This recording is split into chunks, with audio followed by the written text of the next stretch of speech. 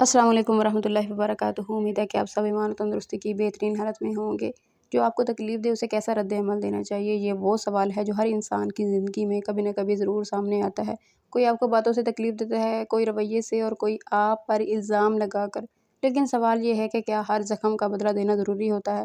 کیا خاموشی کمزوری ہوتی ہے یا معافی اعلیٰ ضربی؟ انسان کی فطرت ہے کہ وہ فوراً جواب دینا چاہتا ہے۔ اگر کوئی ہمیں برا بھلا کہے تو ہمارا دل چاہتا ہے کہ ہم بھی دو باتیں سنا دیں، لیکن اگر ہم ہر عمل کا فوری رد عمل دینے لگیں تو پھر ہم میں اور اس میں کیا فرق رہ جائے گا جس نے تکلیف دی۔ قرآن پاک میں ارشاد فرمایا گیا ہے کہ جب جاہل لوگ ان سے مخاطب ہوتے ہیں تو وہ سلام کہہ کر گزر جاتے ہیں۔ یہ آیت ہمیں بتاتی ہے کہ رد عمل دینے سے زیادہ اہم ہے کہ ہم کب اور کس طریقے سے رد عمل دیں۔ اس بات کو سمجھنے کے لیے ہم نبی پاک صلی اللہ علیہ وآلہ وسلم کی زندگی کا ایک واقعہ لیتے ہیں۔ ایک دن ایک عورت نے آپ صلی اللہ علیہ وآلہ وسلم پر کوڑا پھینکا۔ مسلسل کئی دنوں تک یہ سلسلہ جاری رہا، لیکن نبی کریم صلی اللہ علیہ وآلہ وسلم نے کبھی بد دعا نہیں دی، کبھی غصے کا اظہار نہیں کیا۔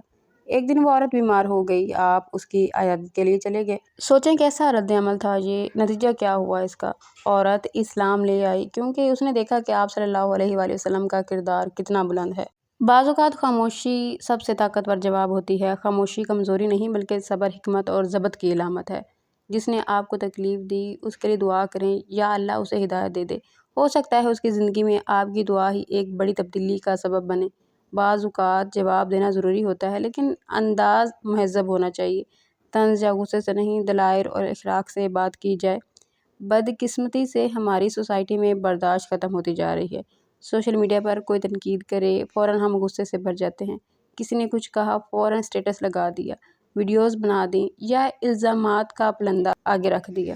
ہمیں یہ سوچنے کی ضرورت ہے کہ کیا اس رد عمل سے مسئلہ حل ہو رہا ہے یا بگاڑ پیدا ہو رہا ہے۔